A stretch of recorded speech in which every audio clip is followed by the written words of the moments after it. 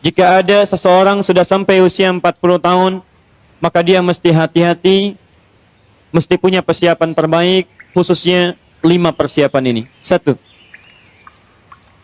Qala rabbi auzi'ni an ashkura ni'mataka allati an'amta alayya wa ala walidayya. 1.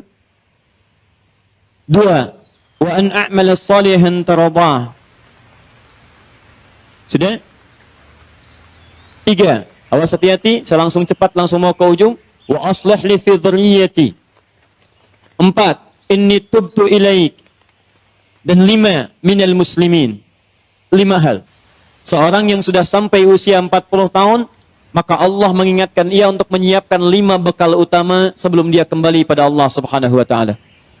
Hati-hati yang sudah sampai 40 tahun, jika Anda belum memiliki satu di antara 5 ini, Anda mesti khawatir. Karena ini peringatan dari Al-Quran. Baik, 1. Qala rabbi auzi'ni an ashkura ni'mataka allati an'amta alayya wa ala walidayya. Amanat pertama, kata Allah, dia mesti memperbanyak doa kepada Allah Subhanahu wa taala agar dibimbing. Perbanyak doa agar dibimbing mensyukuri nikmat hidup,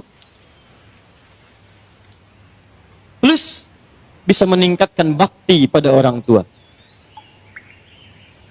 1. Awas hati-hati ya. Mohon izin saya pelankan. Sebentar, saya mau minta izin dulu. Pak, boleh saya lebih dari 5 menit? Oh, alhamdulillah. Sampai jam berapa kita? Oh, baik. Insya Allah. Ya, insya Allah. Saya jam 9 pulang, Anda sampai jam 12, silakan. Bismillah. Ayo, yang tadi itu masih pengantar ya. Ini inti yang paling pentingnya sesuai dengan tema kita. Lihat baik-baik. 1.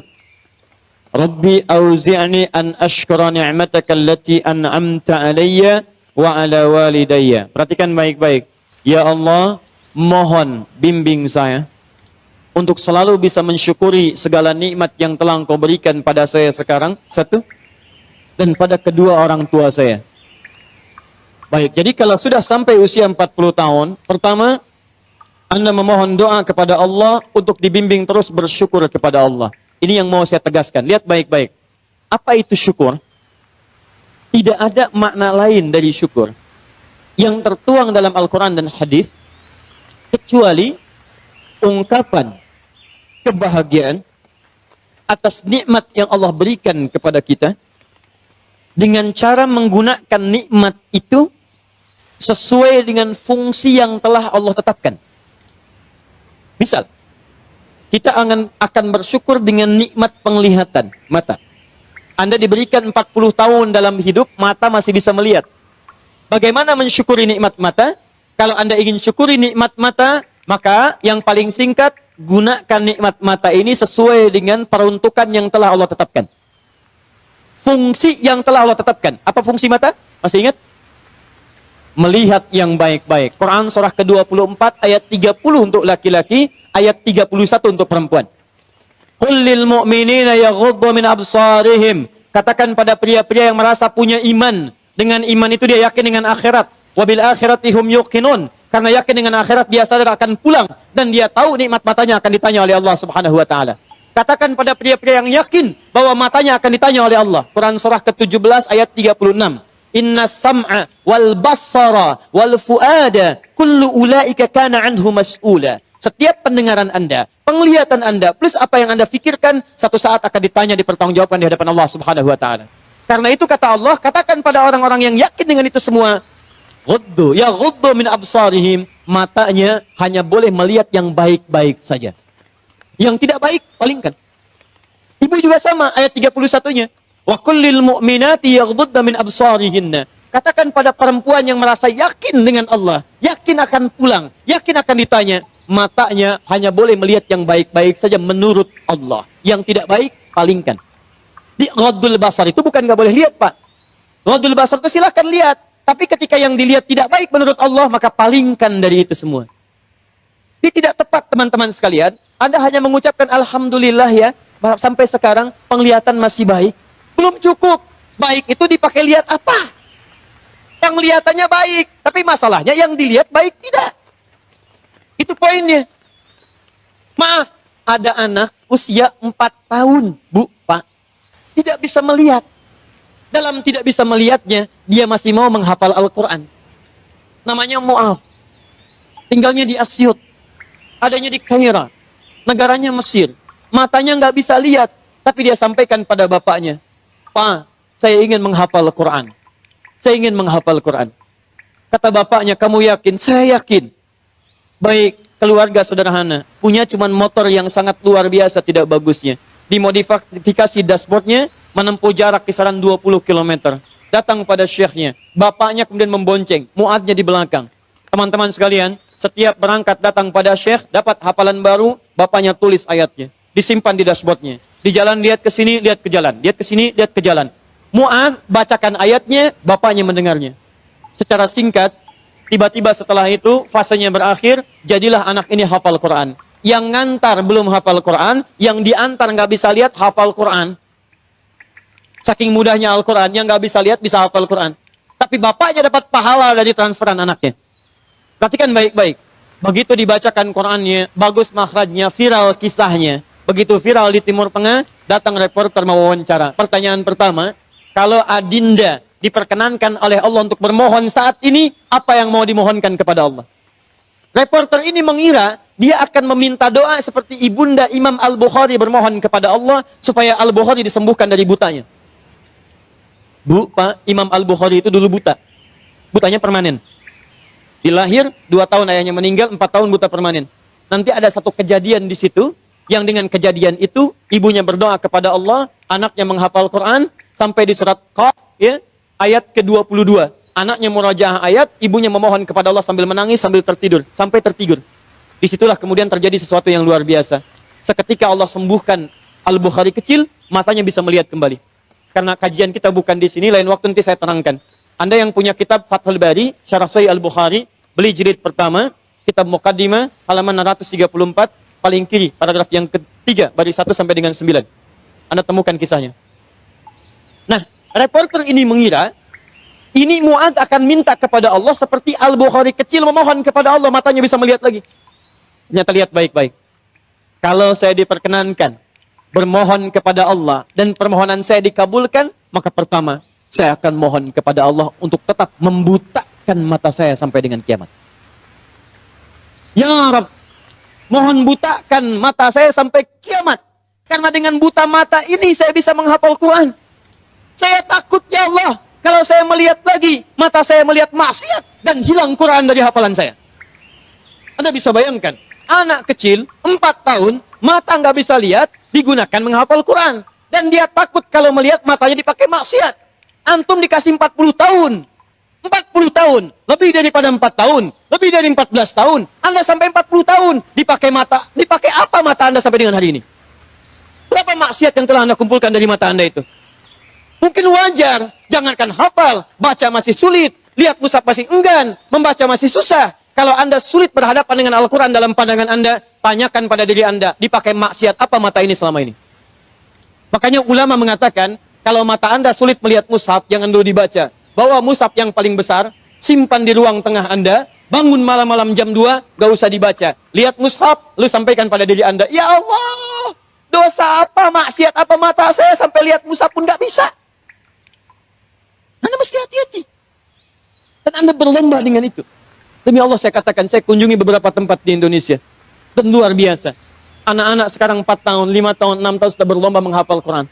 Saya dapat kunjungan anak dari Bali. Kemarin Bu, dari Bali datang. Anak TK. Usia 4 tahun mau 5 tahun. Datang dari Bali ke Masjid Al-Ihsan di Bekasi. Hanya untuk menyetorkan hafalan surah Abasa. Abasa wa tawalla anja'ahul a'ma. Hanya menyetorkan surah Abasa. Datang dari Bali jauh-jauh ke Masjid Al-Ihsan ke Bekasi. Anak 4 tahun. Antum diberikan 40 tahun. Lebih daripada itu. Untuk baca saja masih belum punya waktu. Anda butuh berapa tahun lagi? Anda mesti hati-hati. Dan hebatnya, Anda yakin akan pulang. Anda yakin akan meninggal. Saya bingung saya. Urusan dunia Anda cari-cari. Berangkat gelap, pulang gelap. Tapi Anda yakin akan ditinggalkan. Anda punya uang, Anda beli mobil. Tapi Anda tahu mobil itu akan dipakai. Mobil itu akan ditinggalkan. Anda punya uang bikin rumah bagus-bagus. Luas-luas, mewah-mewah. Tapi Anda sadar akan meninggal itu akan ditinggalkan. Meninggal dunia, semua dunia ditinggalkan. Pertanyaan saya, apa yang Anda bawa pulang saat kembali kepada Allah? Mu'adz belum selesai. Perhatikan bagian kedua. Dan ini bagian penutup dari kalimat Mu'adz. Wallahi, kalau saya diperkenankan memohon kepada Allah dan dikabulkan doa saya sekarang, maka saya mohon kepada Allah yang kedua. Lihat permohonannya. Saat saya kembali kepada Allah di hari kiamat, saya berhadapan dengan Allah tanpa ditemani siapapun. Tidak ada ayah saya yang biasa mengantar saya untuk hafalan Quran. Tidak ada ibu yang melahirkan saya. Tidak ada kakak dan adik saya. Saya akan berhadapan dengan Allah sendirian. Tangan saya gemetar, kaki saya gemetar, dan saya akan katakan di hadapan Allah pada saat itu, Ya Rabb, Ya Rabb, khaffif Ya Rabb hisabi. Ya Allah, mohon ringankan hisab saya saat ini, Ya Allah. Saya sudah berusaha menghafal Quran. Saya sudah bisa datang ke sini membawa hafalan Quran. Kalau dengan semua bekal itu belum layak mendapatkan ridhamu untuk masuk ke surga, mohon kurangi hukuman saya di neraka. Anak 4 tahun, dia belum balik, mata buta, dia berusaha menghafal Quran. Dia masih berkata, kalau saya ada hari kiamat kurang bekal ya Allah, saya sudah mencoba menghafal Quran. Tolong kurangi siksaan saya, kalaupun saya masih disiksa dengan Quran yang telah saya bawa ini. Pertanyaan saya, Anda yang diberikan 40 tahun sampai dengan hari ini, berapa bekal yang sudah Anda kumpulkan? Dia belum balik, Anda sudah lewat balik. Maka satu saya katakan, itu baru mata Bu, Pak. Belum telinga. Dipakai apa telinga antum? Sehingga sulit mendengar adzan. Sehingga sulit merespon. Orang belum adzan, sudah ke masjid. Antum sudah komat, gak ke masjid, ke masjid. Yang hebatnya luar biasa, ini rumah antum di sini. Ini masjidnya, Masya Allah. Speaker masjid spesial ke rumah antum begini. Jaraknya gak terlampau jauh. Sepeda ada, motor ada, mobil punya, banyak ragamnya. Orang gak punya sepeda, cuman punya kaki bisa ke masjid. Jarak 1 kilo. Antum cuman 10 meter. Sepeda ada, motor ada, mobil ada. Belum menyentuh Anda untuk ke masjid. Anda butuh pendengaran seperti apa lagi? Butuh kaki bagaimana lagi? Karena itu bertakwalah kepada Allah Subhanahu wa taala. Kalau Anda mengaku ingin bersyukur, syukur itu bukan mengucapkan alhamdulillah saja, tidak. Alhamdulillah itu butuh pembuktian.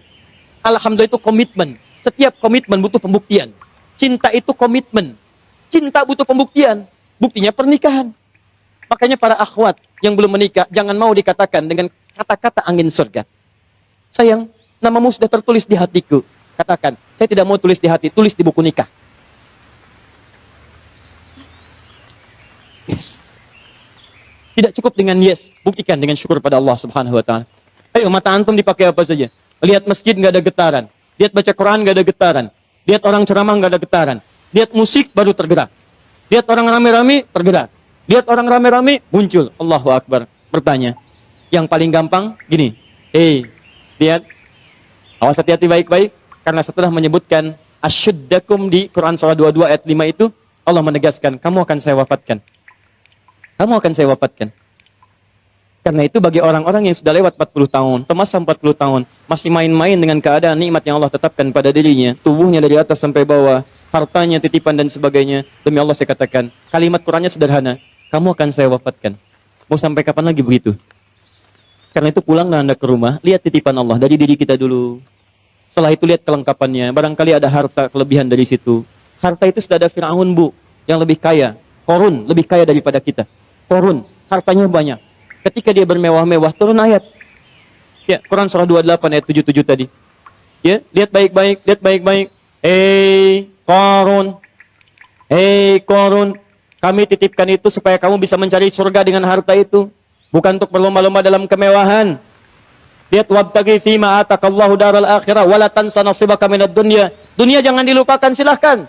Cari kenikmatan yang enak, makanan yang nyaman, menghadirkan energi untuk ibadah, tapi semua itu cari bekal untuk pulang menghadap Allah Subhanahu wa taala. Itu intinya. Mungkin Anda dititipkan harta lebih, mohon maaf ya, karena tenaga Anda itu belum kuat dipakai ibadah seperti yang lain. Yang lain itu karena saking tidak punyanya menurut Anda, saking tidak adanya menurut Anda, makanya rajin puasa. Jangankan Senin, Kamis dikejar. Jangankan Senin, Kamis, ayamul bid diburu. Jangankan ayamul bid, puasa Daud diikuti, saking nggak adanya. Antum itu tahajud sudah susah. Senin Kamis nunggunya Ramadan saja. Masya Allah. Makanya dikasih kelebihan oleh Allah supaya Anda dengan itu ada zakat lebih, ada infak lebih, ada sedekah lebih. Itulah surga yang bisa kita raih. Dicontohkan kemudian ada Utsman bin Affan radhiyallahu taala anhu, ada Abdurrahman bin Auf radhiyallahu taala anhu, ada Abu Bakar As-Siddiq, bagaimana mereka menggunakan hartanya dalam kebaikan. Turun peringatan alhaakumut takatsur hatta zurtumul maqabir. Hei, yang masih lalai dengan harta benda, kamu itu akan mengunjungi kuburan. Hei yang sering mengunjungi tempat-tempat wisata, hei yang sering tamasya, hei yang sering pergi ke negara-negara lain, hei, satu saat kamu akan mengunjungi kuburan. Hei yang pergi ke Amerika sudah menyiapkan bekal, hei yang sudah pergi ke Kanada menyiapkan bekal, hei yang sudah jalan-jalan ke tempat-tempat indah menyiapkan bekal. Bekal apa yang kamu siapkan untuk kuburan kamu? Itu yang harus dilihat. Itu poinnya. Jadi kalau anak kecil saja paham, masa antum yang lebih 40 tahun nggak paham dengan ini? Syukur. Ayo pulang, lihat kedudukan, pengetahuan.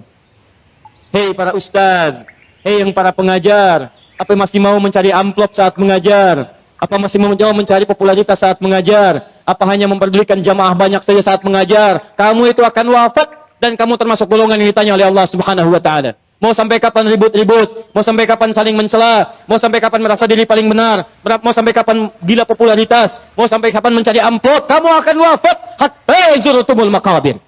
Dan kamu yang dihisab pertama kali dalam kalangan oleh Allah Subhanahu wa taala.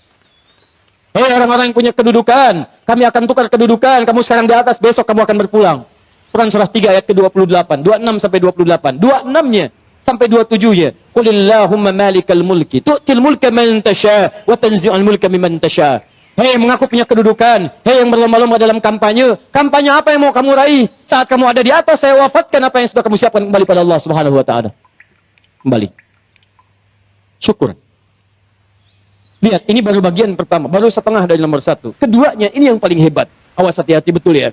Allah menyandingkan nikmat syukur dalam diri kita dengan bagian kelengkapan kedua, yang ini.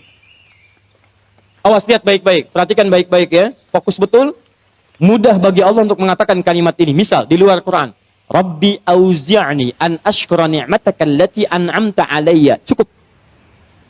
Tapi kenapa muncul kalimat walidayya? Bagi kedua orang tua. Karena ternyata Masya Allah, Allah memberikan isyarat tajam di ayat ini dan didetilkan di ayat-ayat yang lainnya. Karena ternyata Anda bisa tegak 40 tahun. Bisa sukses dalam kehidupan. Bisa kuat nalar Anda dalam pendidikan, kepintaran dan sebagainya. Ternyata Anda tidak berdiri sendiri. Ada yang memberikan asinya kepada Anda. Ada yang memberikan peluh keringatnya untuk kesuksesan Anda. Ada yang memberikan topangan bahunya, tangannya, kakinya untuk kehebatan Anda. Ada yang menghilangkan waktu malamnya untuk menjaga Anda. Ada yang menghilangkan malunya untuk bisa menjaga kenyamanan Anda. Siapa dia? Orang tua. Antum pernah dengar kisah Nabi Ismail?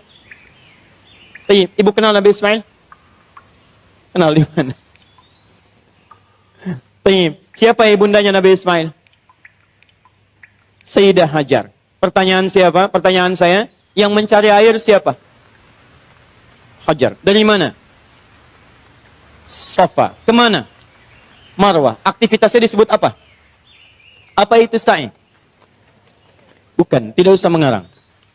Sa'i bukan lari-lari kecil. Bukan. Asal katanya sa'i itu dari kata sa'ayas'a, usaha yang sangat serius. Gak pakai oh. Serius. Sungguh-sungguh. Very serious. Sangat sungguh-sungguh. Jadi mohon maaf, usaha yang sangat serius, sungguh-sungguh disebut dengan sa'ayas as-sa'yan. Kenapa sa'i disebut sa'i? Untuk memberikan kesan kepada kita. Ada seorang ibu yang sangat serius berjuang untuk anaknya. Dia naik ke sofa. Kenapa disebut sofa? Dari kata tasfiyah. Menyaring yang kotor-kotor, muncul yang baik-baik. Dia punya prasangka baik kepada Allah. Gak mungkin Allah menepikan saya. Gak mungkin Allah meninggalkan saya. Dia naik ke atas untuk menuju harapan tertinggi, marwah. Marwah puncak harapan yang ingin diraih. Dia jalan mencari air. Begitu turun, dia lihat di tengah-tengah seperti ada oase. Dia berjalan cepat, setengah berlari. Begitu sampai dekat-dekat, dia lihat kayaknya bukan. Dia teruskan, oh ini mungkin oase. Naik ke atas, ternyata bukan.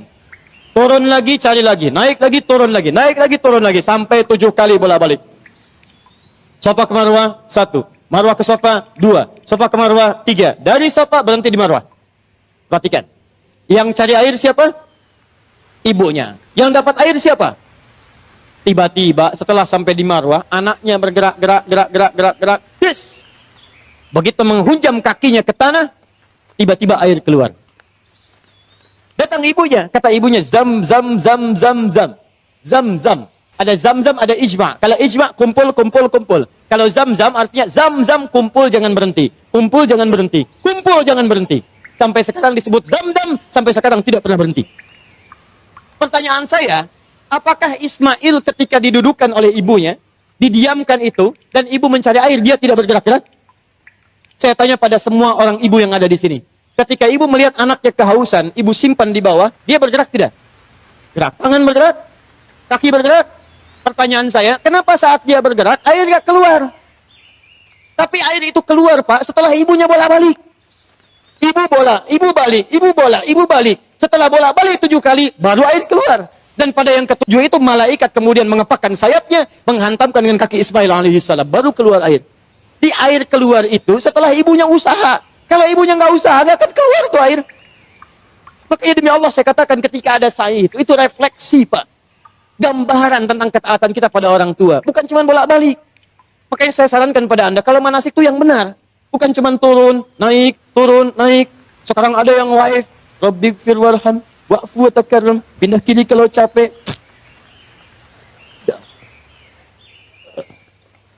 Sudah ngapain? Keluar uang banyak-banyak, tenaga juga luar biasa. Waktu diluangkan panjang, nyampe sana, nggak ada yang berguna. Kenapa tidak kita pelajari isinya? Yang berangkat dengan orang tua gandeng tangannya.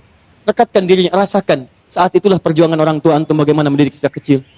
Gandeng minta sama Allah, ya Allah sayang ibu saya. Makanya kalimatnya Rabbik fir warham. Ya Allah ampuni saya, ya Allah. Ampuni dosa ibu saya, ya Allah. Sayang ibu saya, ya Allah. Sayang ayah saya, ya Allah. Saya bisa kesini karena dari perawatan ibu saya, ya Allah. Yang mengandung saya 9 bulan, ya Allah. Yang berjuang dengan kematian dalam kelahirannya, ya Allah. Ayah saya, ya Rabb. Yang sampai saat ini tidak bisa menampingi saya, ya Allah. Dia telah wafat, ya Rabb. Tapi dengan keringatnya, ya Allah. Dia merawat saya. Dia memastikan saya baik. Dia memastikan saya bahagia. Saya tidak bisa membalas dosa jasanya, ya Allah. Mohon berikan ampunan, ya Allah. Mohon berikan kasih sayang dalam kuburnya, ya Allah. Ya Allah, ya Rabb. Minta, minta, minta. Makanya ketika Anda usia 40 tahun, Allah kembali menyentuh jiwa Anda. Hei, yang merasa kaya, mungkin usia Anda itu sudah lewat 40 tahun. Anda merasa kaya luar biasa. Jangan bangga dulu dengan kekayaan. Karena mungkin kerja keras Anda itu cuma 30% di mata Allah Subhanahu wa Ta'ala. 70%-nya, tuh, ibu Anda yang bangun pertengahan malam. Menangis di keheningan malam. Ya Allah, mohon jadikan anak saya berhasil, ya Allah. Sukses, ya Allah. Jangan sampai tempat tidurnya seperti tempat tidur saya sekarang, ya Allah. Jangan sampai makannya seperti makan saya sekarang, ya Allah. Itu bapak Anda, yang sekarang Anda anak tinggal di kantor yang ber-AC. Mobil yang bagus, yang luar biasa. Bapak Anda yang bawa cangkul, yang pergi kemudian ke sawahnya, yang pergi ke kebunnya, yang dengan terik panasnya, yang dengan segalanya. Dia katakan kepada Allah, ya Rabb, saya ikhlas, ya Rabb. Saya berusaha, ya Rabb. Tapi tolong jadikan anak saya lebih daripada saya kebaikannya, ya Allah. Jangan jadikan kerja kerasnya seperti saya sekarang, ya Rabb. Jangan jadikan kepintarannya seperti pintarnya saya sekarang, ya Rabb. Lebihkan dari saya, ya Allah. Tenangkan hidupnya, ya Allah. Saya ridha, ya Rabb. Pertanyaan saya, setelah Anda lebih mencapai kesuksesan karena kerja keras kedua orang tua itu, pertanyaan saya, apa yang Anda berikan kepada kedua orang tua? Demi Allah saya katakan, kalau Anda dengan berdoa saja setiap selesai sholat lupa mendoakannya, saya tidak tahu harus menyebut apa diri Anda. Dan nengok saja nggak pernah. Tanya kabar saya tidak menyampaikannya. Ada sesuatu tidak Anda berikan. Bahkan doa pun tidak Anda panjatkan. Lalu siapa sebetulnya Anda? Kemudian Allah kembalikan, hati-hati kalau Anda sudah 40 tahun. Orang tua memberikan yang terbaik untuk Anda, apa yang sudah Anda siapkan untuk orang tua Anda. Tapi hati-hati, awas. Kalau Anda sebagai orang tua tidak mendapatkan gambaran kebaikan dari anak-anaknya, maka Quran kembali membalikkan kepada Anda. Apa yang telah Anda berikan pada anak-anak Anda, sehingga anak Anda jadi seperti itu sekarang.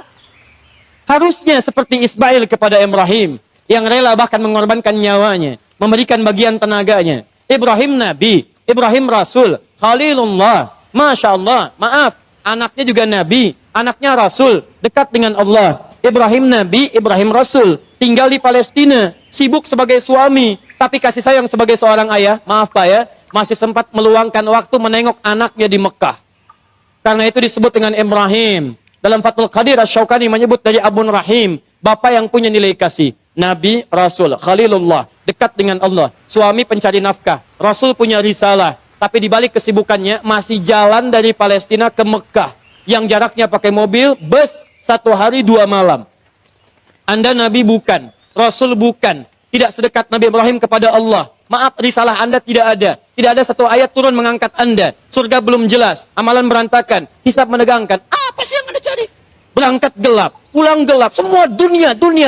Masalah kantor dibawa ke rumah, anak Anda minta kasih sayang tidak diperhatikan. Masalah kemarahan diluapkan pada keluarga, Anda siapa?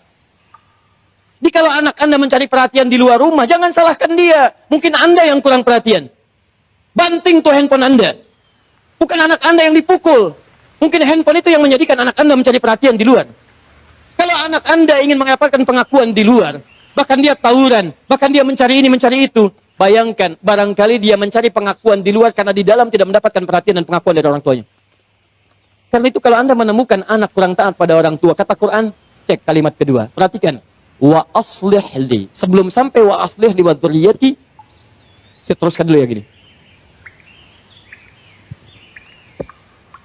Ya.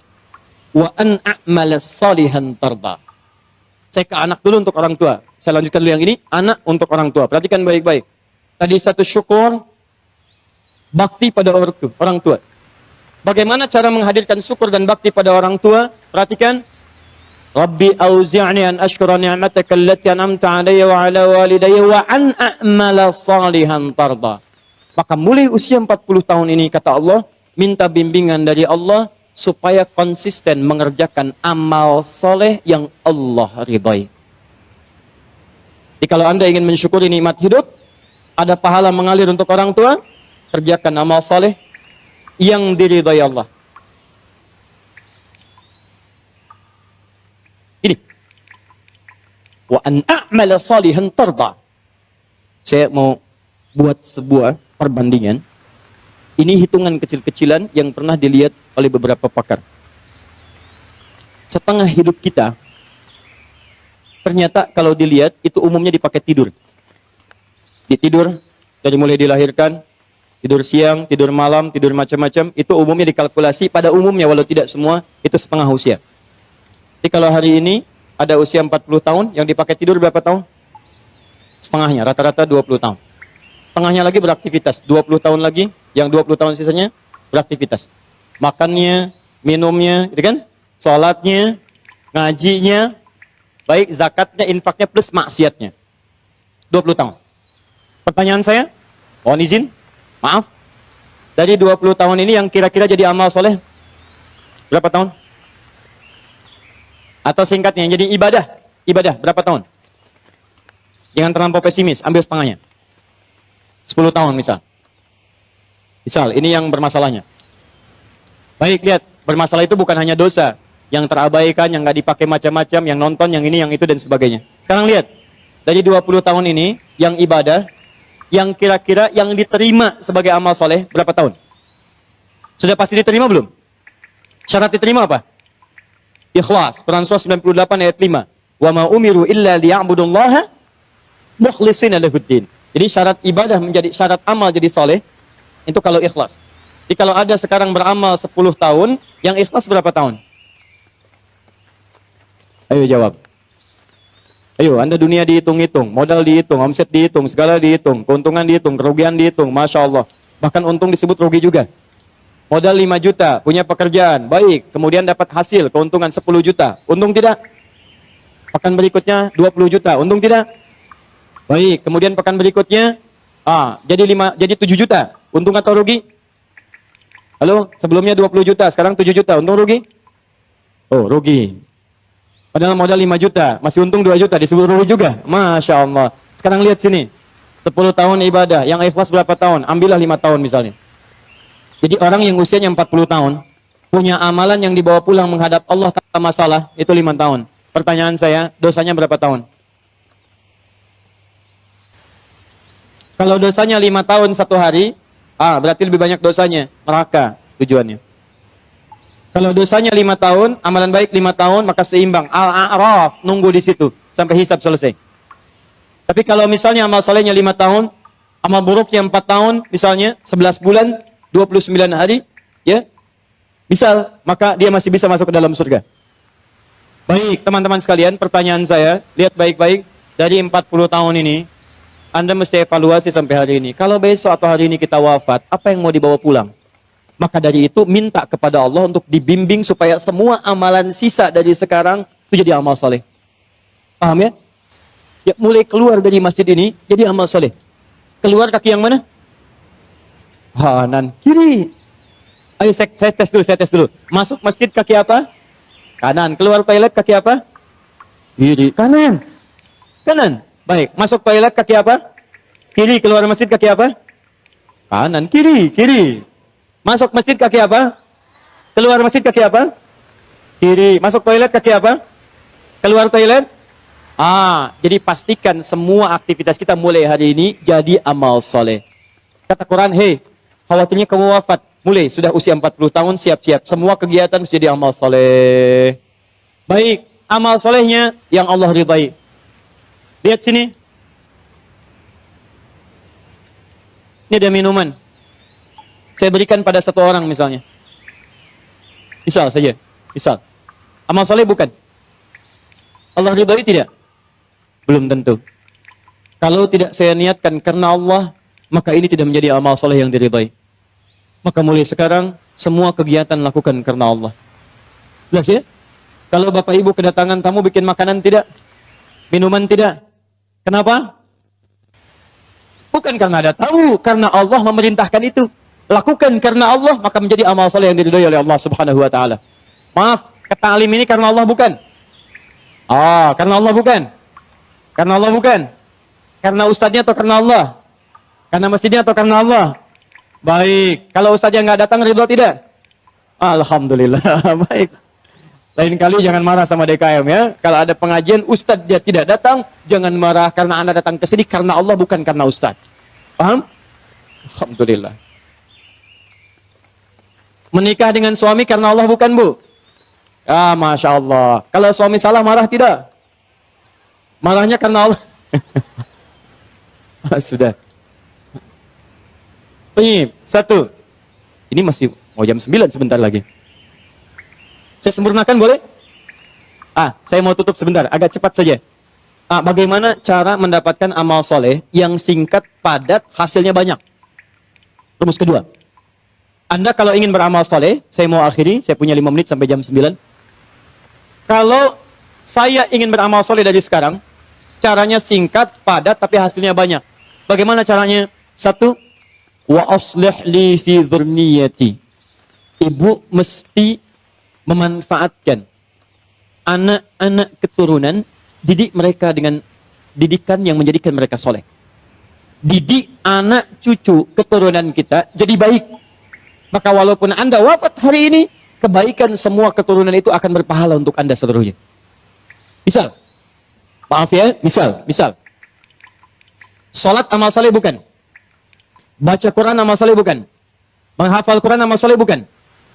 Kalau Anda sampai hari ini merasa misalnya, maaf, salat belum bisa memaksimalkan sunnahnya, belum konsisten tahajudnya, belum konsisten amal solehnya, jarang ke masjid dengan maksimalnya, maka setidaknya jadikan anak-anak Anda bisa konsisten dengan itu semua. Dorong mereka ke masjid. Ajarkan salat-salat sunnah. Ajarkan yang terbaik. Maaf, Anda sampai hari ini belum hafal Quran, tapi mohon, jangan sampai ada satu di keluarga Anda yang tidak bisa hafal Quran. Maka titipkan pahala kepada anak cucu Anda. Dari sekian anak cucu, satu mesti ada yang jadi ahli Quran. Ayo, bagaimana caranya? Cek lagi di mana Anda sekolahkan mereka. Katanya mau jadi ahli sholat. Katanya mau jadi ahli Quran. Tapi Anda sekolahkan di tempat yang tidak pernah mengajarkan sholat. Yang tidak nyambung. Anda sekolahkan di tempat yang tidak mengajarkan Quran. Yang nggak ada pahala buat Anda. Makanya kalau Anda berdoa dengan ayat ini, wa aslih li fi dzurriyyati, Anda mesti lihat lagi. Ayo kirimkan mereka pada tempat menghafal Quran. Kirimkan mereka pada tempat-tempat mengajarkan agama yang baik. Didik mereka dengan kebaikan. Ketika Anda wafat, maka semua yang keluar dari anak-anak itu, sepanjang karena didikan dan peran Anda, mengalir pahala untuk Anda. Contoh ya, ibu belum bisa bimbing baca Quran, carikan guru untuk mengajar anak Anda baca Quran. Begitu bisa baca, ibu dapat bagian pahala setiap hurufnya. At-Tirmidzi nomor hadis 2910. Man qara'a harfan min kitabillahi falahu asyru hasanat. Siapa yang baca Quran setiap hurufnya 10 kebaikan. Begitu anaknya baca dapat 10 dia. Misal alif lam mim. Berapa huruf? Berapa kebaikan? 30. Begitu dia baca alif lam mim dia dapat 30. Ibu yang fasilitasi plus ustadz yang mengajar berlaku hadis riwayat Muslim. Hadis 1893. Lihat baik-baik. Man dalla ala khairin falahu ajruhu mithla ajri fa'ilih min ghairi an yankusa min ardi syai'. Siapa yang menunjukkan fasilitasi pada kebaikan dapat pahala yang sama dengan yang mengerjakan tanpa dikurangi sedikit pun. Ibu meninggal sekarang misalnya, Anak jadi ahli Quran, baca Quran. Setiap dia baca Quran, sepanjang Quran masih ada, anak masih hidup, setiap pahalanya mengalir untuk ibu, walaupun ibu sudah tidak ada. Idza matal insanu inqata syairu amali. Ketika seorang manusia meninggal terputus semua amalnya illa min talas, kecuali 3 hal. Awas, sedekatin jariyah, sedekah jariyah. Sedekah jariyah itu sedekah kebaikan yang jariyah, pahalanya mengalir. Ibu punya modal berapa? 50.000, beli mushaf, simpan di Masjid Raya Pondok Indah. Simpan. Begitu ada yang orang baca Quran, modal cuma 50.000, setiap dibaca pahala mengalir untuk ibu. Ibu meninggal, mushaf pasti dibaca, pahala mengalir untuk ibu. Mengalir. Setiap hurufnya 10 kebaikan. Dan saya katakan, hampir mustahil ada orang baca Quran cuma sehuruf, mustahil. Nun. Sudah dulu, enggak ada. Punya si Fulan, pengen banyak pahala. Hari ini 10 aja ya. Masya Allah. Enggak ada, Bu. Pak, enggak ada. Minimal 19 huruf. Bismillahirrahmanirrahim. 19 huruf. 190 kebaikan. Apa ibu enggak mau dapat transferan itu, Bu? Pak, kalau enggak percaya silakan. Meninggal dulu, ntar baru tahu. Awas, hati-hati, kita nggak bisa milih, Bu. Kita nggak bisa milih. Anda bisa duluan, saya belakangan. Bisa. Atau bisa dibalik. Bisa, Bu. Bisa. Ya, silakan. Saya belakangan, Anda duluan. Atau Anda duluan, ya, atau saya duluan setelah Anda. Bisa. Jadi semua kemungkinan ada. Betul, semua kemungkinan ada. Kita nggak bisa milih. Tapi masalahnya ketika kita pulang, ada nggak bekal yang dibawa? Ayo rencanakan dari sekarang. Ya, anak-anak dilihat lagi ya. Tidak lucu menurut saya kalau anak kita sekarang ya sulit baca Quran. Cucu tidak ada yang disiapkan, mesti ada. Setiap satu keluarga besar mesti ada satu ahli Quran. Saya kasih rahasia ya. Ini rahasia kedua untuk Anda saja hari ini. Kalau Anda punya anak ahli Quran, ini langsung berita Al-Quran ditegaskan dalam hadis. Dia akan diistimewakan oleh Allah. Masuk surganya, dia akan dihiasi. Quran surah 35 ayat 32 sampai 33, paling kiri sebelah atas. Yuhallawna fiha min asawir. Jadi begitu mau naik surga, Qurannya bilang Allahumma hallih, ya Allah hiasi dia. Maka dipakaikan kepadanya fayul basu ilahi tajul karamah, dipakaikan mahkota kehormatan. Begitu dipakaikan, itu bapak ibunya dipanggil. Kalau dia beriman dan mengerjakan amal saleh, dipanggil, diberikan mahkota tambahan, dipakaikan oleh anaknya di kepala kedua orang tuanya. Di hadapan semua makhluk pada saat itu. Yang sinarnya lebih terang dibandingkan sinar mentari yang masuk ke dalam rumah kita. Kemudian Qurannya mengatakan Allahumma zid, ya Allah tambahkan. Bedakan dengan fasilitator. Fayul basu ilaihi libasal karamah.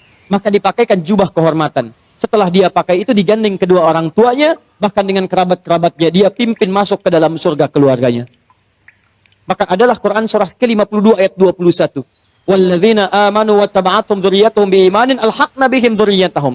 Orang tua yang beriman, anaknya beriman, semua beramal soleh, kami akan jadikan semua masuk surga beriringan. Makanya doa para penghafal Quran, salah satunya bisa membawa keluarganya masuk surga bersama-sama. Nanti dijawab di Quran surah 13 ayat 23 sampai 24. Jannatu adnin yadkhulunaha. Dia akan masuk ke surga Aden paling minimal. Begitu masuk, wa man salaha min abaihim. Bapak-bapaknya, ayah-ayahnya, ibunya yang soleh ditarik oleh dia. Wa azwajihim, pasangan-pasangannya. Jadi kalau istri yang hafal Quran, suami ditarik sepanjang dia soleh. Kalau suami yang hafal Quran, istri ditarik. Wa dzurriyyatihim, dan anak-anak cucunya. Di bapak, ibu, mertua, suami, istri, semua keturunan diajak masuk surga, dipimpin oleh penghafal Quran ini. Tiba-tiba datang malaikat. Wal malaikatu yadkhuluna min kulli babin. Para malaikat datang dari setiap pintu memberikan selamat kepada rombongan ini. Maka mereka berkata, "Salamun alaikum bima sabaratum." Selamat, selamat. Bisa masuk surga. Dan Anda sabar saat di dunia. Sabar dengan harta Anda. Orang lain bermewah-mewah, Anda siapkan mencari bekal akhirat. Sekolah yang bagus-bagus. Orang lain bermewah-mewah, Anda siapkan harta untuk mencari majelis ilmu. Cari buku-buku kebaikan. Nyumbang ke masjid. Memberikan sedekah. Sabar. Orang lain cari kedudukan, Anda gunakan kedudukan dalam kebaikan. Dihina orang, dijauhi orang lain. Sabar. Fanikma uqbaddar. Sekarang kenikmatan yang paling indah, negeri terbaik. Silahkan nikmati. Pertanyaan saya. Saat ada orang tua yang sekarang berlomba dan mereka sudah berhasil mewujudkan anaknya, nanti saya tunjukkan pada Anda bulan depan. Insya Allah kami akan hadirkan hari Al-Quran yang semula tanggal 17 ke 28 Januari. Saya akan tunjukkan kepada Anda, ada anak buta hafal Quran. Ada anak, maaf, disebut prematur, hafal Quran. Ada anak kecil-kecil dari pemulung, hafal Quran. Ada anak-anak yang kelihatan sederhana, hafal Quran. Dan saya akan tunjukkan pada Anda siapa orang tua mereka. ada yang tukang beca, ada yang macam-macam dan sebagainya. Pertanyaan saya, Anda yang diberikan nikmat yang lebih itu, fabi ayyi ala'i rabbikuma tukadziban. Kemana Anda gunakan selama 40 tahun ke belakang ini? Yuk, investasi. Saya tutup. Yang selanjutnya, tubtu ilaik. Yang keempat, taubat. Ayo taubat. Ya. Kalau merasa hari ini belum baik, bekal kita pulang ke rumah taubat. Ya, caranya saya agak cepat saja karena waktu kita sudah habis. Quran surah 66 ayat ke-8. Ya, tubu ilallahi taubatan nasuha. Ya, taubat nasuha. Cara taubat nasuha di Quran surah ke-4 An-Nisa ayat 17 sampai 18. Ya, setelah bertobat konsisten, semakin patuh kepada Allah. Ciri orang tobat minal muslimin. Di antara tafsir muslim itu artinya patuh. Islam itu tunduk patuh. Tunduk patuh kepada Allah. Jadi kalau Anda sudah tobat, Anda lebih meningkat ketakwaan, kepatuhan kepada Allah. Maaf ya, sebelum tobat sudah qomat, belum mau sholat. Setelah tobat, belum azan sudah siap-siap. Sebelum tobat, cuman fardu yang dikejar. Itu pun agak malas. Setelah tobat, jangankan fardu, sunnah dikejar-kejar. Ketinggalan tahajud sudah gelisah. Ketinggalan duha sudah nggak enak hati. Itu luar biasa.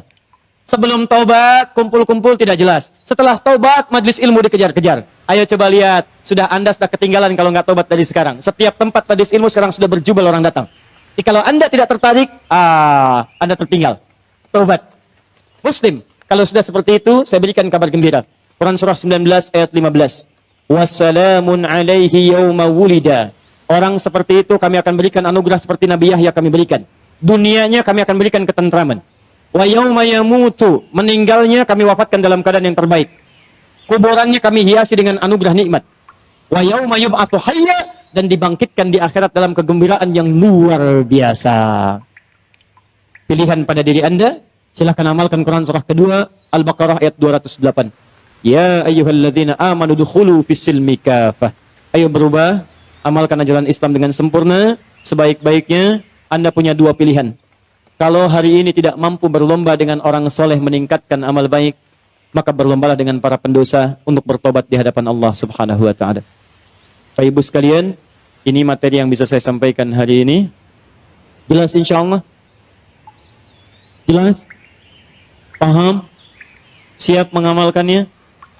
Yakin pada Al-Quran? Siap mengamalkan Al-Quran? Takbir dulu, takbir. Siap mengamalkan Al-Quran? Coba saya cek dulu ya.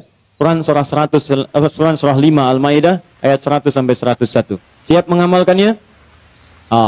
Ya ayyuhalladzina amanu la tas'alu an asya'a in tubda lakum tasu'kum.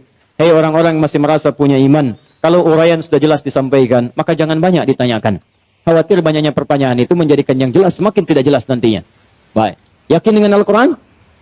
Jelas penyampaian saya? Ada pertanyaan? Awas. Alhamdulillah.